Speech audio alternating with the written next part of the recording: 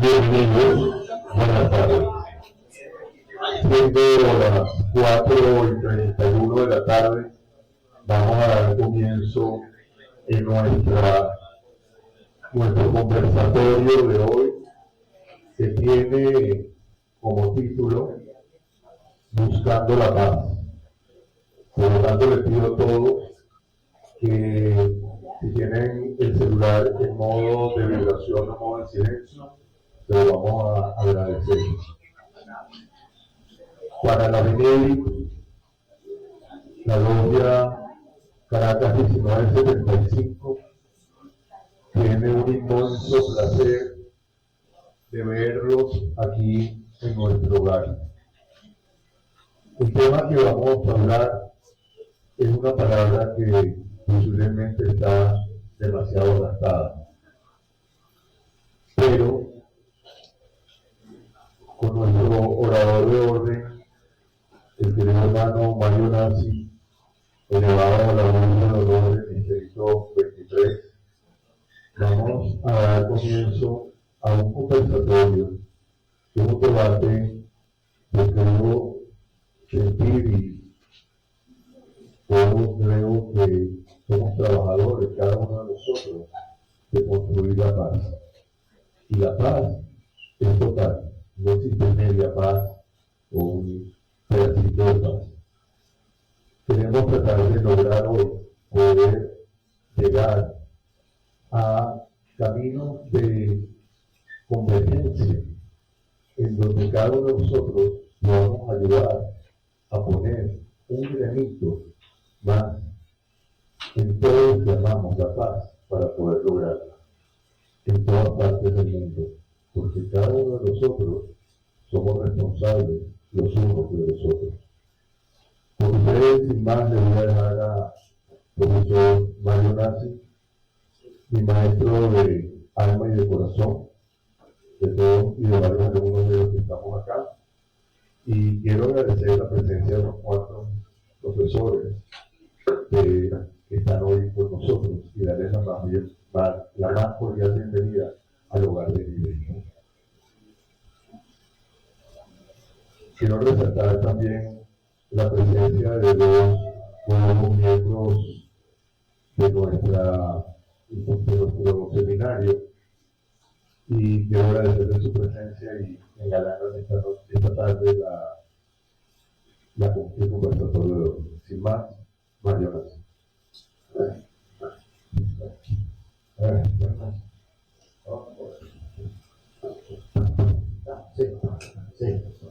Permiso. Trataré de ser lo más breve posible de dar las explicaciones, aunque este tema, como cualquier otro, es muy extenso y muy complicado. Complicado digo porque están metidos los judíos de ahí. Donde hay judíos hay complicación. Eso no es antisemitismo, no es insulto, no es elogio, no hay complicaciones. Entender al pueblo judío es difícil, porque ni él mismo se entiende a veces. Cuando digo se entiende a veces, digo a veces para no decir siempre, porque su existencia ha ocasionado constantemente un desentendimiento de lo que quiere, a dónde va, qué quiere lograr. Es un reto constante. O sea, es uno de los pueblos que ha vivido con un reto constante a través de toda su historia. Este reto constante nace ya desde la Biblia judía, desde el Tanaj. El inconformismo, lo desubicado, lo rebelde. Sí, lo rebelde.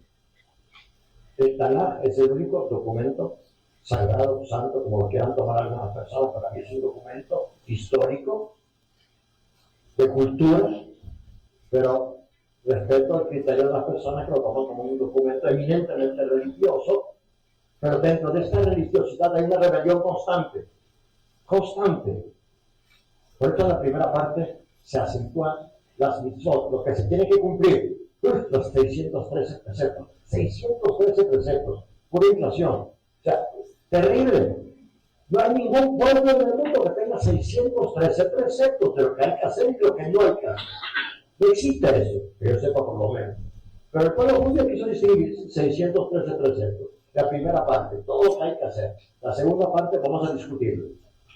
¿Cómo cumplimos? ¿Cómo no cumplimos? Nos acercamos a los dioses cananeos.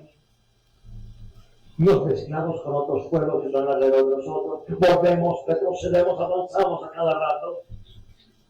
Tenemos reyes sacrílegos que traen la idolatría, la monolatría, que alrededor del templo grande, excelso, bueno, destruido 2 veces, construyen templitos paganos de sus esposas, de tratos políticos a su alrededor geográfico, como el rey Salomón, por ejemplo.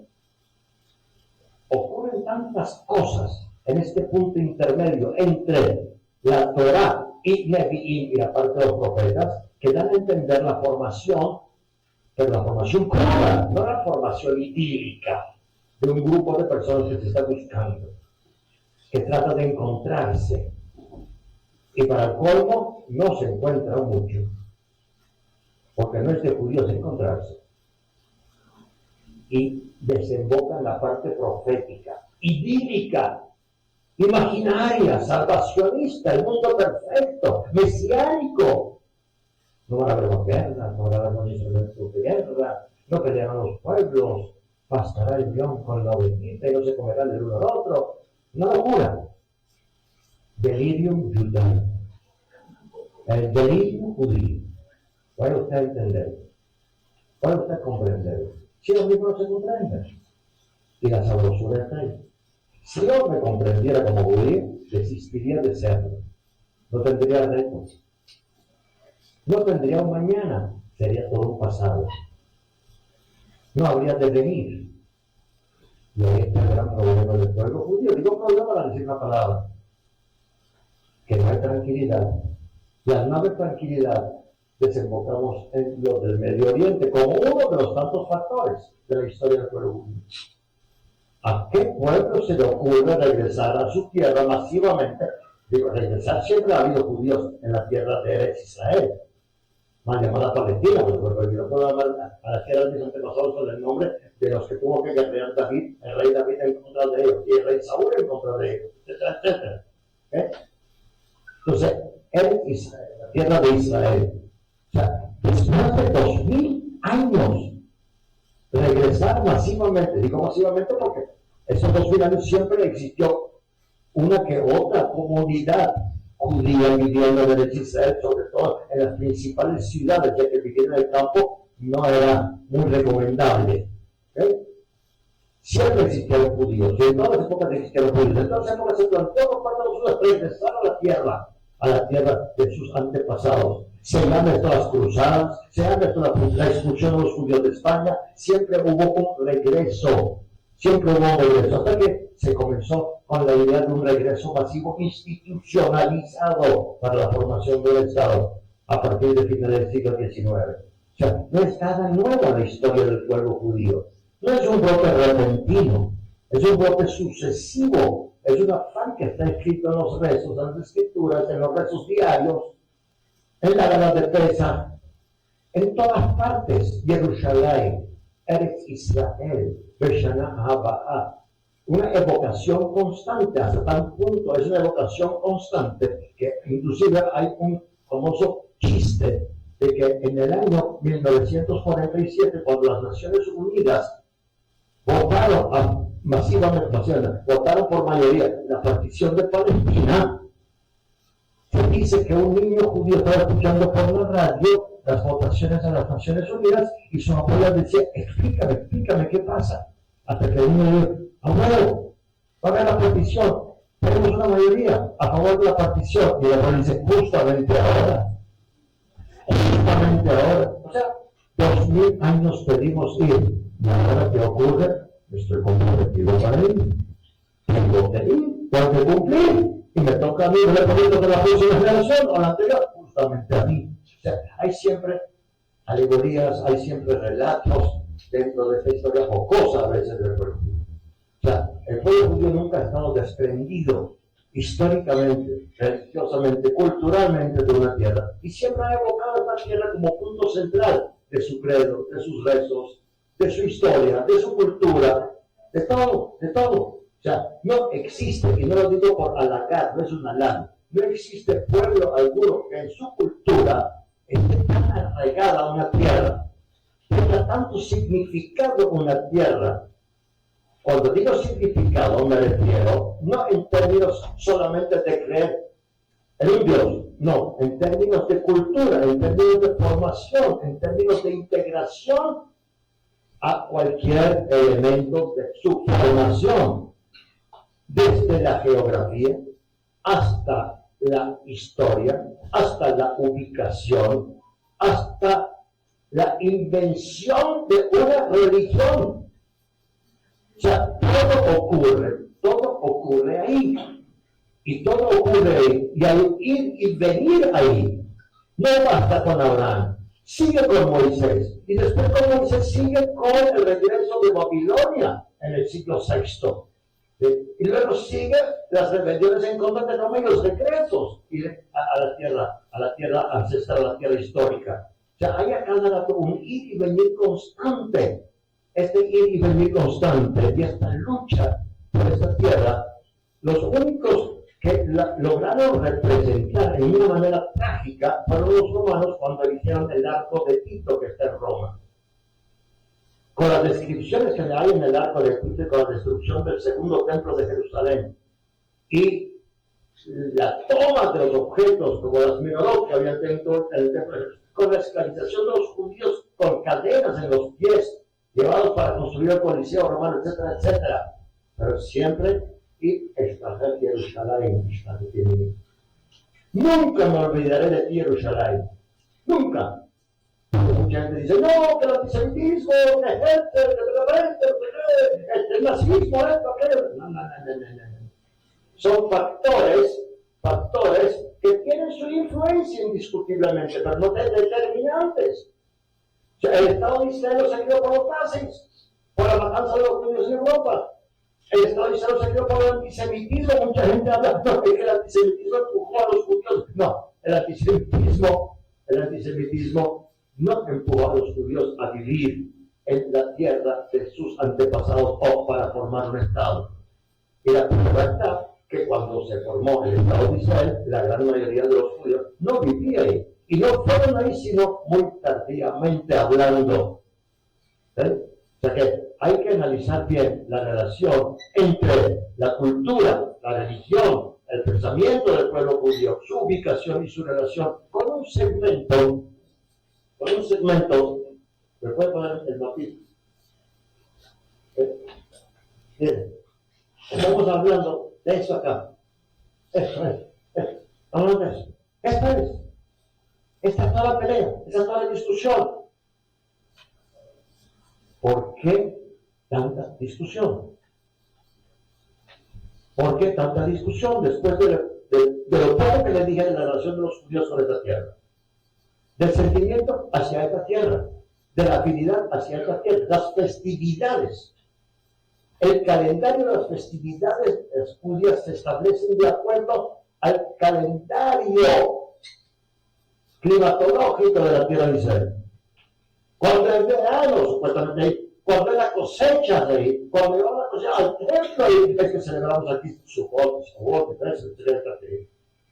Hasta ahí llega la afinidad y la identidad. Esto es algo que se puede diluir de la noche a la mañana. Solamente que adquirió significado político, histórico-político, a partir del siglo XX. ¿Por qué a partir del siglo XX? Porque todos los países, todas las naciones quieren tener un territorio en donde asentarse nacionalmente y en donde se iba a asentar el pueblo judío en Madagascar, en Zimbabue, en Sudáfrica, en el Esequibo. ¿Dónde? O sea, ¿qué relación tiene el pueblo judío con cualquiera, respetuosamente hablando de los países a la tierra que la religión? Ninguno, históricamente hablando, religiosamente hablando, ninguno. Te voy a decir un ejemplo. Mis antepasados colonizaron de Holanda, salieron y colonizaron en la Guyana holandesa toda la parte selvática. Y lo llamaron el sembradío judío. El señor José Nací. Pero lo hizo ahí simplemente como una cuestión, digamos, de la colonia holandesa, pero no lo hizo como un país, no hay para formar un país. No había un apego especial ahí, sino unas circunstancias económicas. Pero resulta ser de que van los judíos a la tierra De sus antepasados, donde han existido judíos por generaciones, pero no en cantidades, debido a ciertas circunstancias, y quieren revivir todo eso. Quieren revivir, como se dice en hebreo, como se dijeron, Livnot uleibanot. El gran lema de los judíos que llegaron de Europa para sumarse a los que ya estaban ahí, era Livnot uleibanot, que en hebreo significa construir y construirnos. O sea, no es solamente edificar la tierra de nuestros antepasados, con la que tenemos mucha relación, mucho apego, pero también lo estamos construyendo nosotros. Porque estando en la tierra de nuestros antepasados, nos estamos construyendo. ¿Qué significa construyendo? Durante 2000 años rezamos solamente en hebreo. Y muchos de nosotros no sabían que estaba rezando, solamente se conocía el verso de memoria en cualquier sinagoga de cualquier parte del mundo. Pero no entendía, la gran mayoría no entendía, pero no decía la totalidad. Y de repente surge un volver al idioma en el que se estaba rezando durante 2000 años. ¿Se imaginan? Una locura como esa. Es una locura. A mí me preguntan muchas veces al Club Vasco o al catalán. Yo no sabía por qué, sobre todo al Club Vasco. Y cuando llegué al Club Vasco, me dijeron, me trataron como si fuera un rey, monarca. Y yo dije, ¿qué es eso? Y dije, ustedes los judíos han hecho algo que nosotros queremos perpetuar. Nuestro idioma, nuestra cultura, nuestra particularidad, queremos continuar. Y ustedes lo han logrado, enséñanos cómo. Esto es un sentimiento, esto no se demuestra ni se enseña. Se enseña cómo aprender hebreo, pero el sentimiento que impulsa eso no se puede enseñar. Esto es seguido. O sea, hay una serie de elementos subjetivos y objetivos que se unifican en la existencia del Estado de Israel. O es que los que están en el Estado de Israel hoy en día no tienen otro remedio que vivir ahí. O sea, el Startup Nation, tantas mentes que hay ahí inventivas, no pueden ir a otra parte que si no la ignorancia. Ellos no pueden ni siquiera a Madagascar. No pueden ir a Sudán. No pueden ir a ningún lado. Están condenados a vivir en Israel. Y por lo tanto tienen que pelear y luchar y guerrear, etc. No tienen para ello. Cuando es que sí tienen posibilidades de ir. Sí tienen posibilidades de no estar cerca del Negev y de aguantar el arenal durante el verano. O si tienen chance, por ejemplo, de no estar luchando contra todo el mundo en contra de su existencia y tener que tener hijos en el ejército en lugar de criados tranquilamente en la Universidad de Stanford o en la Universidad Católica. ¿Qué remedio? Son locos. ¿Son locos acaso qué? ¿Qué están luchando tanto? Son héroes míticos. No. Es porque creen en una causa. Es porque creen en un objetivo histórico, cultural, que están relacionados con una geografía en todos los ámbitos, en todos los términos. Y no les importa, y no les ha importado hasta ahorita, enfrentarse a las adversidades que esto determina. Cuando digo adversidades, es de que dentro de esas adversidades hay un paréntesis. Esta voluntad del pueblo judío de tener un hogar nacional, de tener una geografía propia de acuerdo a su historia, a su cultura, a su religión, a su pensamiento, a su ser, ha sido combatida siempre. Ha sido combatida. Piensen ustedes, ¿cuántas veces, estando el pueblo judío en su tierra, ha sido expulsado, ha sido destruido? ¿Cuántos templos? 2 templos destruidos. O sea, todas las rebeliones, todo lo que ha ocurrido con el pueblo judío, la insistencia continúa. ¿Por qué la insistencia continúa? Porque el pueblo judío determina de que sin su tierra, no es que no va a haber cultura judía, no va a haber una apropiada cultura judía. ¿Qué significa una apropiada cultura judía? No va a existir la cultura judía a través de la cual puedo buscar mi identidad exacta, mi identidad original, mi identidad histórica, antropológica, arqueológica, solamente en la tierra de Israel. Puedo acabar la tierra y encontrar vestigios de mi existencia, de la escritura antigua del pueblo judío, de las vasijas en las que tomaron mis antepasados hace 3000 años, etcétera, etcétera. Esto me da a mí una identificación reforzada, y eso es lo que yo busco. Al asumir esta identificación reforzada, tengo suficientes energías como para construir mi presente y mi futuro. Eso es lo que tiene que hacer un pueblo. Recobrar energías en base a su identidad, a su existencia histórica y proyectarse hacia el futuro. Y esto es lo que hizo el pueblo judío con la creación del Estado de Israel. Ahora, es fácil reconocer el Estado de Israel. Yo no voy a hablar de la creación del Estado súper fácil. No voy a hablar de eso. Está súper fácil. ¿Cómo es posible que un pueblo que existe físicamente, pero espiritualmente es negado y es rechazado, que tenga un Estado? No, ¿verdad? ¿Cómo es posible? Mario, ¿a qué te refieres? Me refiero a lo siguiente. El Vaticano reconoció el Estado de Israel en el año 1993 y el Estado se creó en 1948. ¿Por qué tardó tanto el Vaticano en reconocer el Estado de Israel? Por una razón muy sencilla. Porque el cristianismo es el sucesor del judaísmo. La existencia del cristianismo invalida históricamente, sustancialmente y teológicamente el judaísmo. Ya pasó esto, ya es la teología. El nuevo judaísmo es el cristianismo. Por lo tanto, vienen unos elementos arqueológicos a crear un Estado. Viene la arqueología a crear un Estado. Pero no, pues, están chiflados. Es como la resurrección de los huesos secos de Ezequiel. El profeta Ezequiel dice: levántense huesos secos, encárnense y tengan vida. Esto solamente se ocurre al delirium judaico, a la locura judía. Y se le ocurrió proféticamente y se le ocurrió realmente fallando el Estado.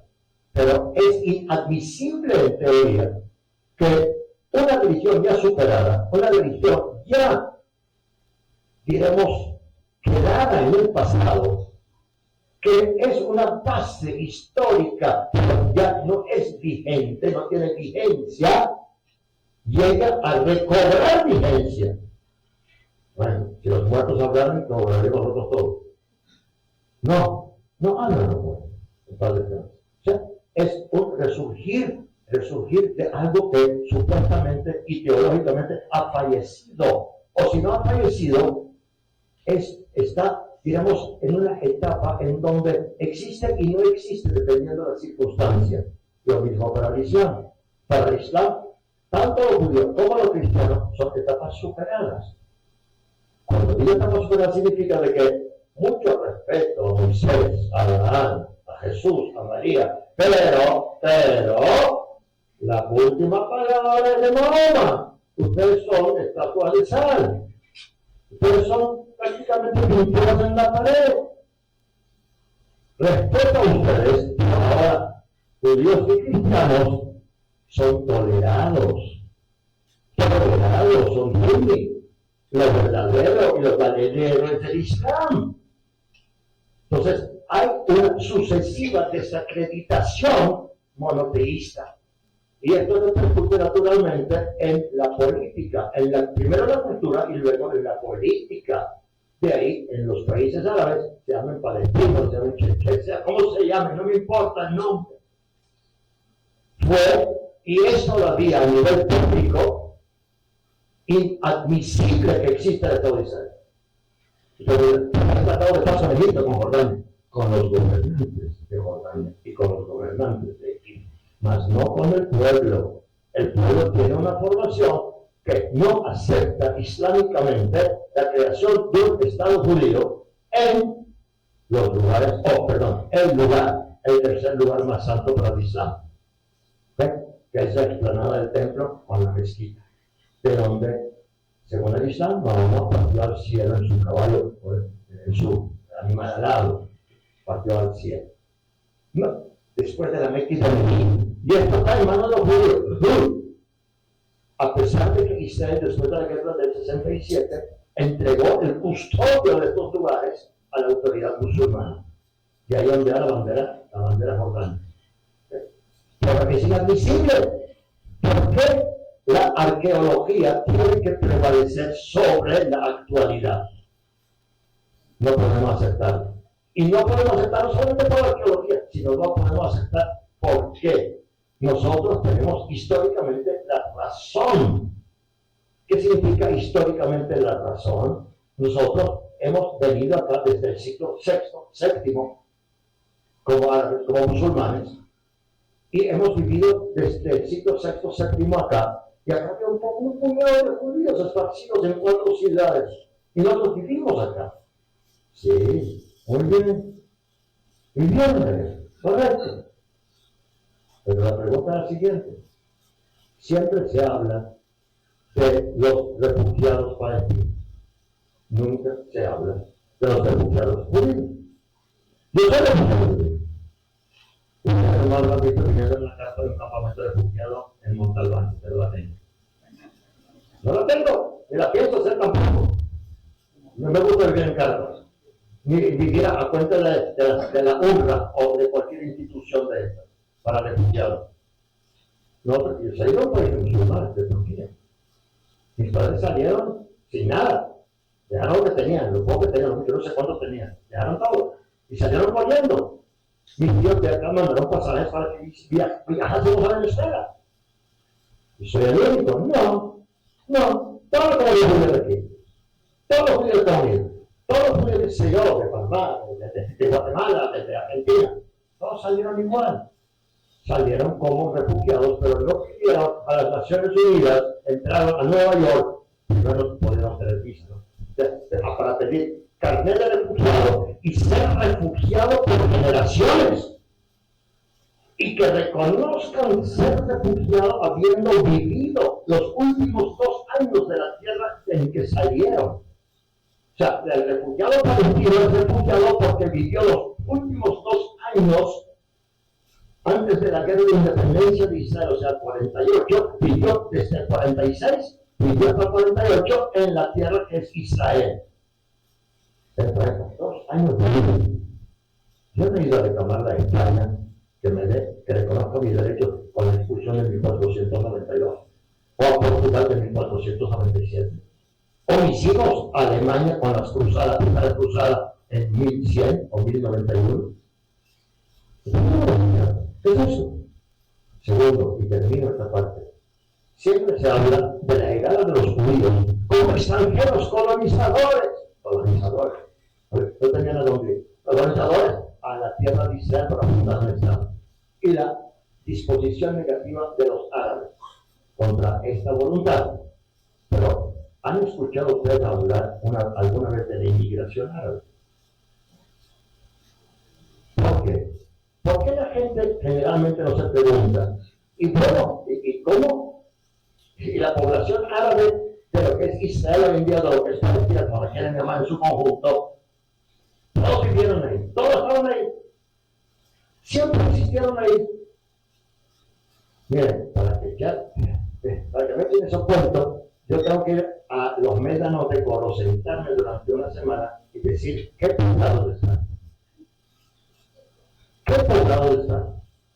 Porque simplemente hay que analizar los escritos, no de judíos, sino que los escritos de personas como Mark Twain, cristianos que visitaron, gente famosa, o el emperador Guillermo que estuvo en Jerusalén. ¿Qué vieron ahí bajo el Imperio Otomano en aquellas circunstancias? Que tuvo 400 años. ¿Qué vieron? ¿Qué había ahí? ¿Qué de agricultura? ¿Qué de bondades había ahí de trabajo? ¿Y cuándo comenzó a brotar el trabajo ahí?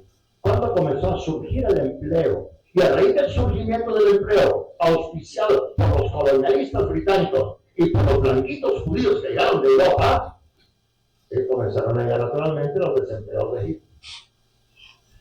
Porque se hicieron vías férreas, se establecieron industrias, había que vestir al ejército británico acantonado en la tierra palestina, etcétera, etcétera, etcétera. Los ingleses comenzaron a construir, los judíos comenzaron a edificar también.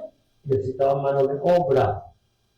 Y llegaron naturalmente la gente de las zonas aledañas árabes que no tenían suficiente trabajo en sus países. Y se comenzó a poblar lo que más tarde se llamó Palestina dentro del Imperio Británico. Eso no se toca.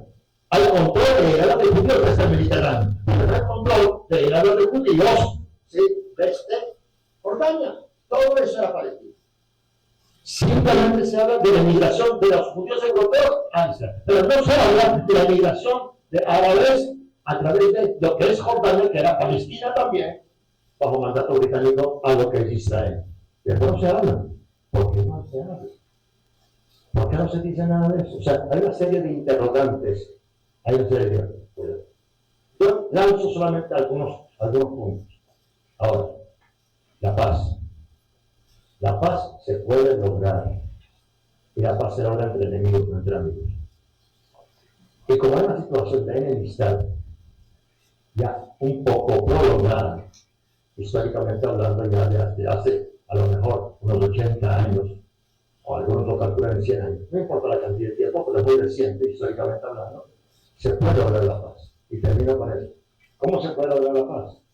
A través de modificaciones culturales en las poblaciones que quieran asumir esta paz, tanto la judía como la árabe, y no a través de asusar a las poblaciones, enemistarlas y buscar lo que en cada cultura hay de negativo con respecto al prójimo. Porque en cada cultura usted puede encontrar, en cada religión usted puede encontrar elementos negativos hacia el prójimo, tal como hay muchos elementos positivos. Nuestras religiones monoteístas también tienen elementos negativos hacia el prójimo en la relación de los pueblos y de las religiones. Si nosotros estamos operados los elementos negativos de segregación, de no aceptación, de supremacía, y tomamos en cuenta los elementos positivos que nos hacen relacionarnos de una manera cordial, culturalmente hablando, podemos llegar a un acuerdo geográfico que no molestaría a nadie, pero que no establecería privilegios de nadie sobre nadie. Y ahí está el gran problema. El gran problema de Hamas es de que, de acuerdo a su doctrina, no acepta la existencia de los Estados Unidos. La gran doctrina de Irán, no del pueblo de Irán, de los gobernantes de Irán, es de que no aceptan la existencia de un Estado judío. O sea, hay una discusión posible y lamentablemente lo que hay es guerra, lo que hay es destrucción de parte y parte. Y eso no termina en nada bueno.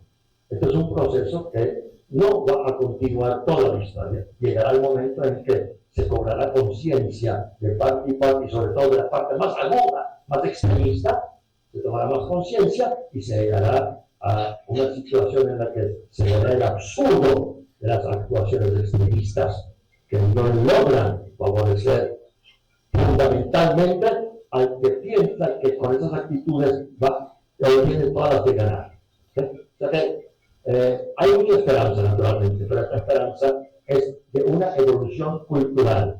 Esta esperanza es de una intención a través de la cual se cobre conciencia de que hay cabida y hay lugar en el mundo, en la región, y en el Medio Oriente, y lo que es Israel, para la vida de un pueblo arraigado ahí históricamente, y también un pueblo que dice tener un arraigo ahí, que yo no se lo voy a negar, y soy quien para negárselo. Yo no voy a negar el arraigo de los palestinos que ellos dicen tener, pero tampoco acepto que también es mi arraigo. Tampoco acepto que desescriben mi historia y mi consistencia cultural. Así que no hablemos de razones, hablemos de entendimiento, y para entendimiento tiene que haber una madurez histórica que esperamos que así ocurra.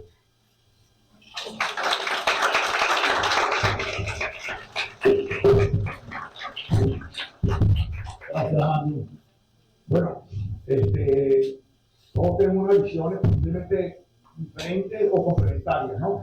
Estamos aquí para hablar de buscando la paz. Yo me iría contento, satisfecho, si esto fuera un diálogo, un conversatorio realmente, no que nos quedemos hablando eternamente y cada quien sea para su casa, sino que es una breve speech, una breve charla de 10-15 minutos.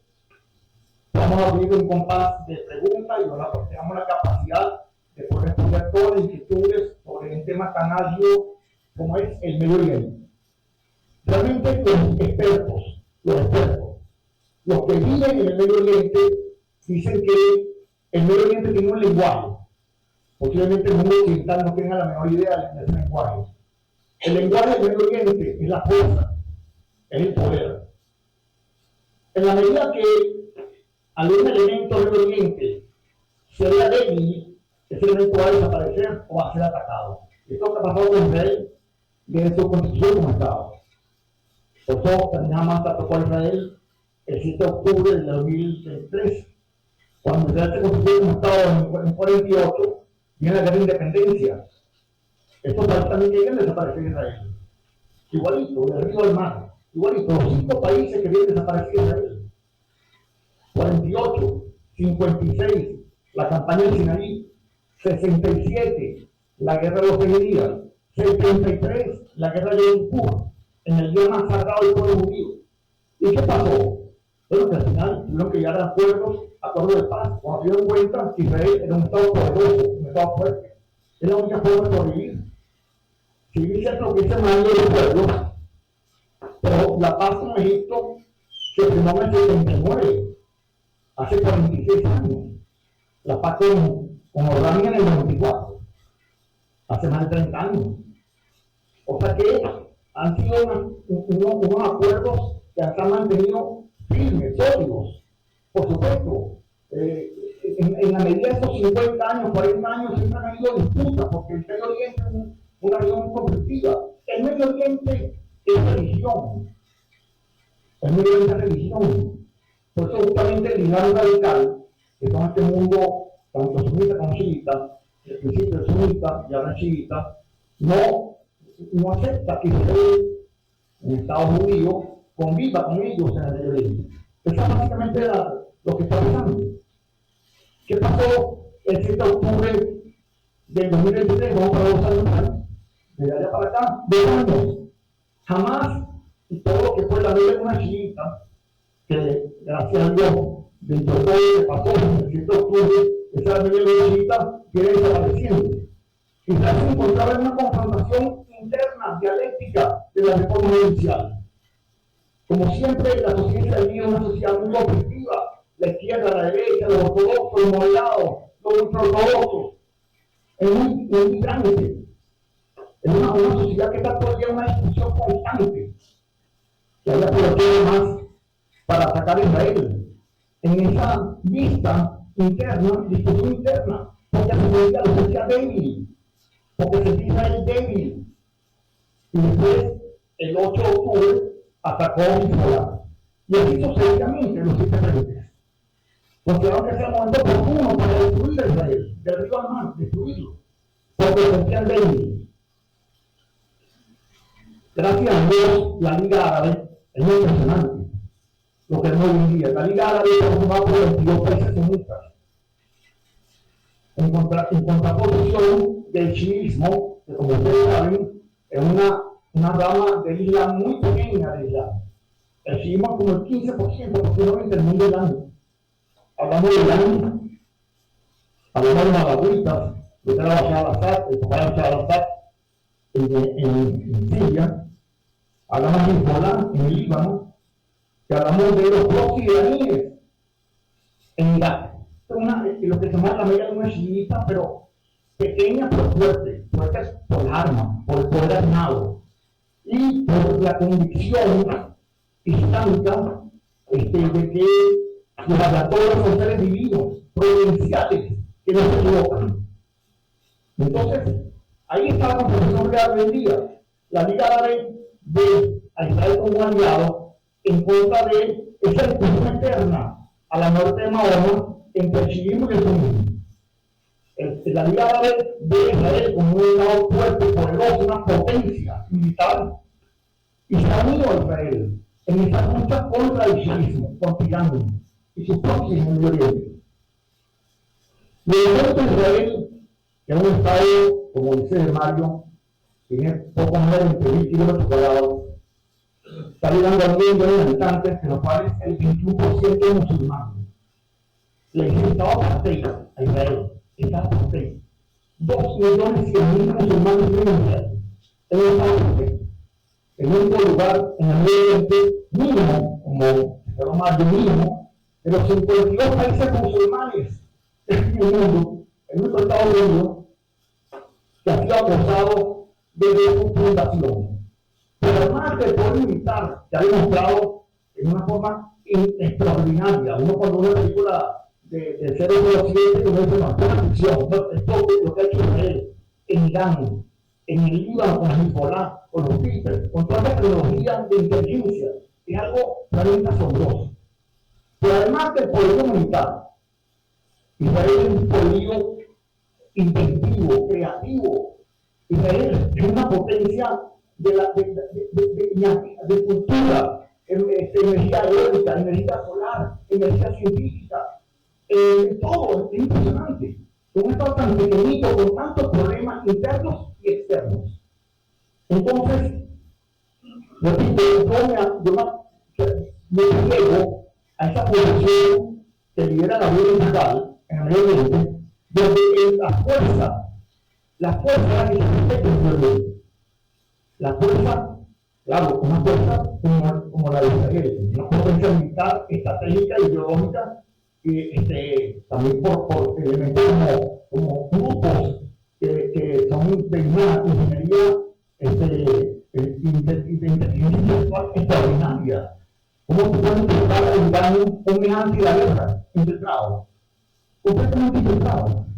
Sabiendo que cada militar, cada general, cada científico. O sea, realmente es impresionante. Así que yo creo que nos sale la paz, como el tema de hoy, por favor, nos llama hoy la atención. Creo que, desde mi punto de vista, y creo que lo escribí en el artículo de ayer en un mensaje, yo soy optimista entre todo, porque si bien es cierto que el mundo, gran parte del mundo, de esa cultura de Europa, de la izquierda, que anda gritando por todos lados, soy Palestina, es la discusión de Israel. El mundo árabe está con Israel. Me refiero a la Liga Árabe, el mundo árabe fundamental, mayoritario. Eso lo que hay por parte de Israel. Ustedes no han visto algún país musulmán de la Liga Árabe gritando por Palestina, porque ellos saben quién es Hamas. Ellos saben quién es Hamas. O sea, los que gritan por Palestina son los que están a 10.000 kilómetros de distancia de Israel. Son los comunistas que en Gaza no hay un día con los homosexuales, con la ecología verde, o la Matter, que tampoco duraría un día en Gaza.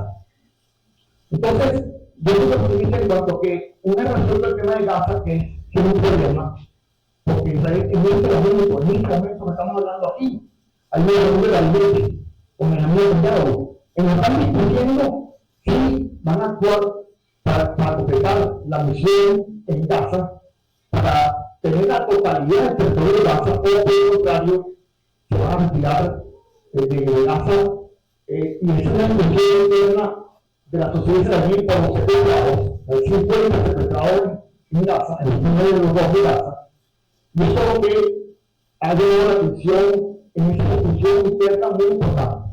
La decisión de hoy, del gabinete de Benjamín Netanyahu dependerá de lo que pase en las próximas semanas. Decir aquí está de una manera a la otra, una aquí de Venezuela, pero hay que ver también en los zapatos de los padres que tienen a sus hijos secuestrados en una jaula de más de 600 días, en una jaula, literalmente en una jaula, 671 en una jaula metido en un túnel.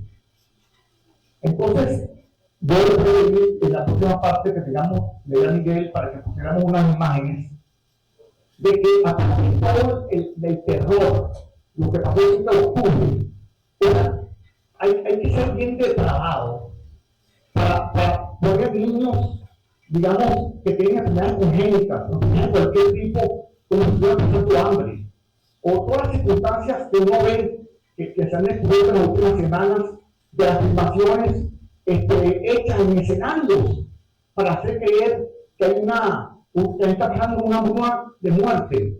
Han entrado miles de toneladas de alimentos y medicinas e insumos a Gaza, que se roban a más y que se venden a más. Eso, aparte del terror de la guerra, es el terror psicológico. y la narrativa que lamentablemente mucha gente en Occidente ha consumido. Voy a hacer esto para después, bueno, hacer nuevo segmento o respuesta, pero yo particularmente, en definitiva, Israel ha demostrado, lo hemos visto, aparte de todo el pueblo, pero digamos, en los últimos casi 2 años, ha demostrado que es capaz. Ha demostrado que siempre tiene la mano hacia la paz. Y yo creo que, mi opinión, en cuanto a que este año posiblemente, Dios mediante, por supuesto, haya sido resuelto el tema de Gaza, que todo el mundo a nivel oriente, menos Irán, está de acuerdo en la resolución, en la deposición de las armas por parte de Hamas, en la entrega del poder, en el exilio de Hamas de Gaza, y que alguna autoridad, y esa es la autoridad de la Palestina, que no es la mejor, pero bueno, alguna autoridad, digamos, moderada, sino que acepte la existencia del Estado de Israel, y a partir de ahí creo que vendrá una retaíla de países, empezando con Arabia Saudita, y con Siria, y con Líbano, para formar parte del acuerdo de Abraham. Justamente por eso también se fue la infiltración, la invasión de Hamas a Israel, para evitar el acuerdo de paz con Arabia Saudita, que estaba a día de firmarse. O sea, aquí estamos buscando la paz, pero estos movimientos están buscando justamente la guerra, están buscando que no haya la paz. Todo lo contrario, la conflictividad constante, que es lo que da a ellos el llamado los shahid, el martirio, el combustible para seguir en una guerra, una guerra constante. Bueno, lo digo por acá, pero gracias.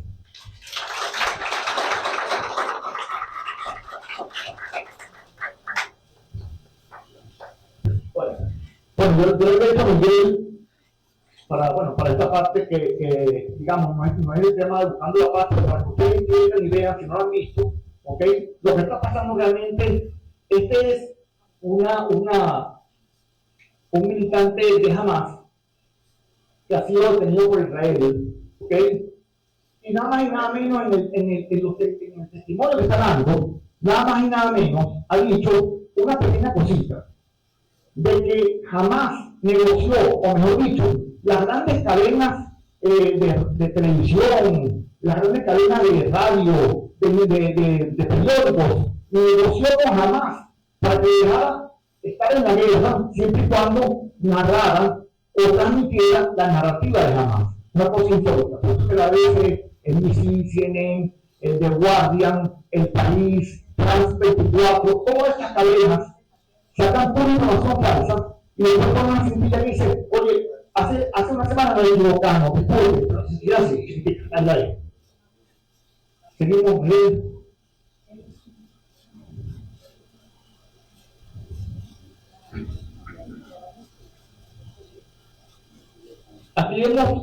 Aquí hemos video en vivo de cómo Hamas roba los alimentos.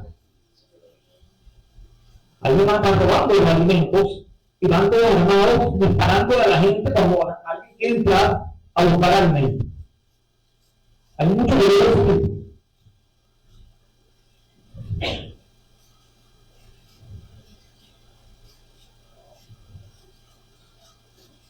Esto es algo increíble, ¿no? Este señor, que supuestamente de la media luna, de la media luna, de la Cruz Roja, él está dándole la situación al ver, le está manejando, al ver, le está dando, pero que está al lado, que está filmando.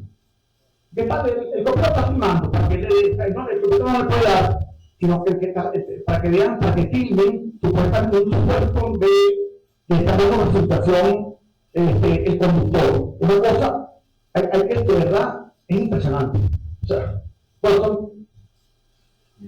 aquí vemos este niño que tiene una enfermedad y ya se determinó una enfermedad congénita gravísima que tenía. Lo ponen ahí a la señora que está, la mamá supuestamente, que pesa 120 kilos, y el niño que no tenía para comer.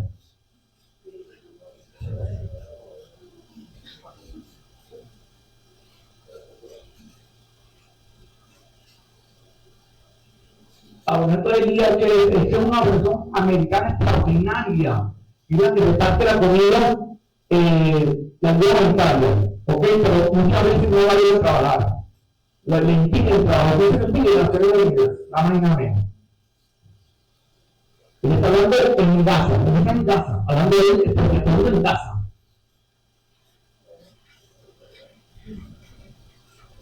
Bueno, eso es lo que ustedes han visto, uno de los reyes que está en el túnel, que está prácticamente, tiene, según el médico de Israel, más del 50% de la masa muscular ya perdida.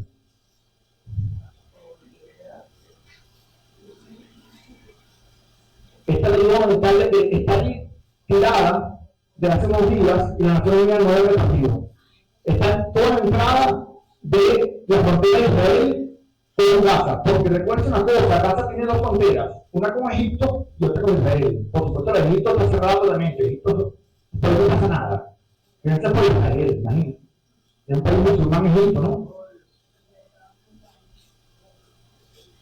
Ahora cuando está ahí una gente, otra flotilla que pasó por Egipto con los pasaportes, los pateó a los humanistas que tenían a entrar a Gaza. Esto es una cosa increíble. Esto es un set de estimación. Hay que ver el foto, bien. Porque se ve el periodista, entre comillas, el periodista filmando o tomando fotos, donde no hay nada. Están ellos ahí, que dice, aquí está. Aquí está todo el trabajo, no hay nada. Está en una olla, no hay nada. Es un set de filmación y de fotografía para hacer creer, porque se ven a mano la gente con ollas. Esto es lo que sacaron periodistas de imagen. Entonces, el muchacho sacando una foto donde no le absolutamente nada y la gente con las ollitas dando de las ollitas. Ese fue el diario alemán que sacó esa serie de fotos, se derribó esa narrativa. Y vamos a terminar acá para ver. Bueno, aquí están los niños que están todos, le ponen tiza marrón, carboncillo, y el niño le tira a la amiguita, le tira la comida. Pero bueno, hay muchísimos videos y fotos que retratan realmente qué es lo que está pasando y qué es lo que, como Occidente se come toda esa narrativa que jamás ha impulsado la mentalidad occidental. Gracias.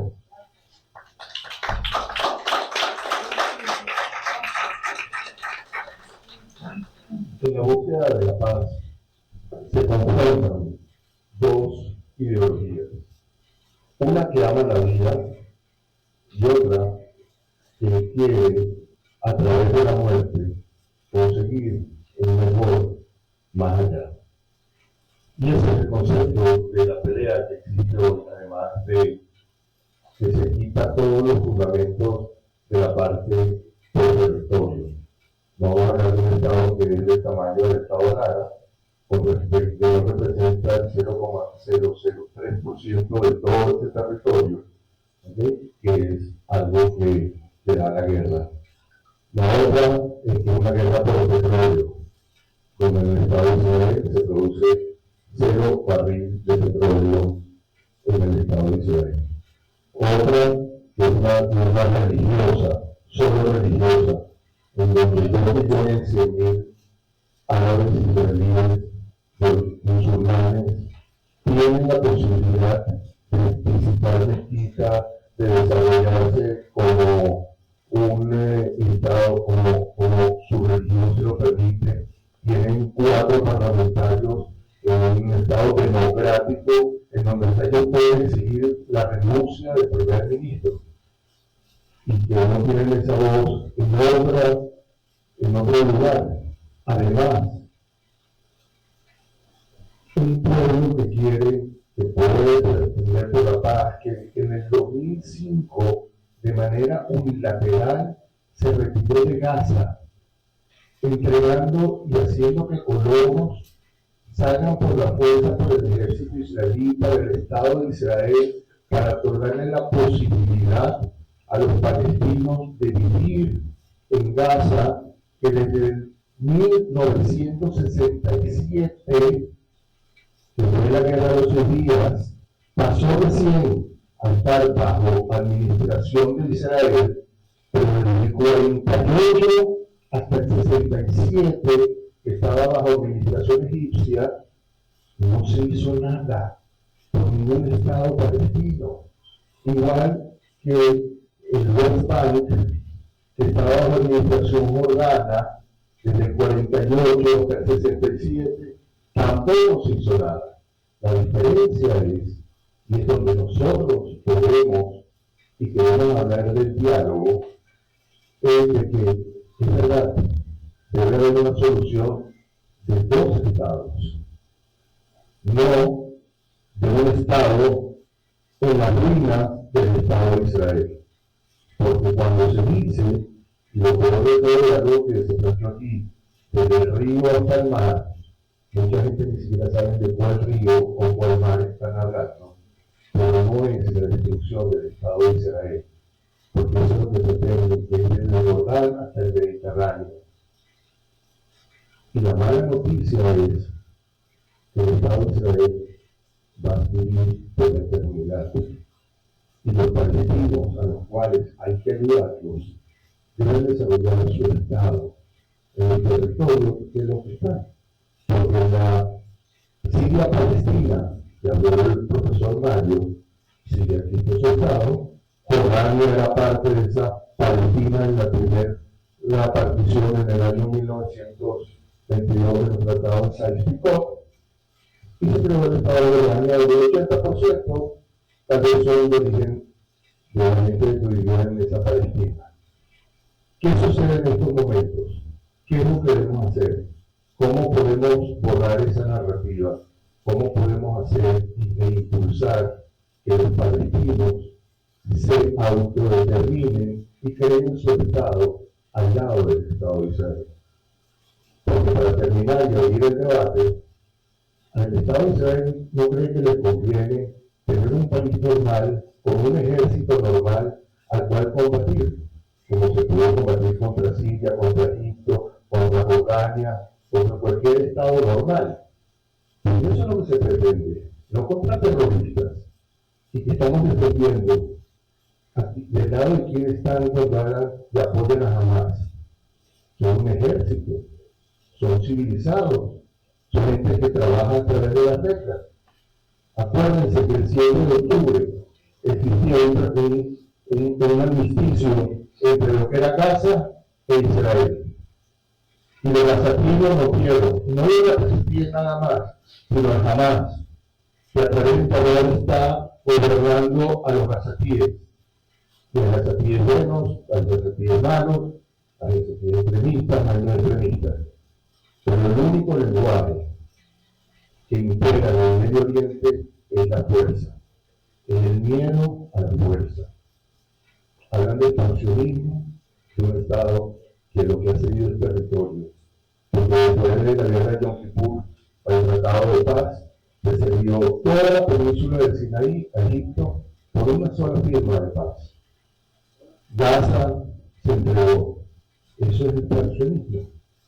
Entonces, ¿qué piensan ustedes que podemos hacer y podemos colaborar desde aquí de Venezuela para que el mundo, y que no es el único conflicto que existe en el mundo, pero es el que desarrolla y se lleva más centimetraje en toda la prensa, ¿ok? ¿Qué es lo que nosotros podemos hacer para que la paz pueda ser realidad?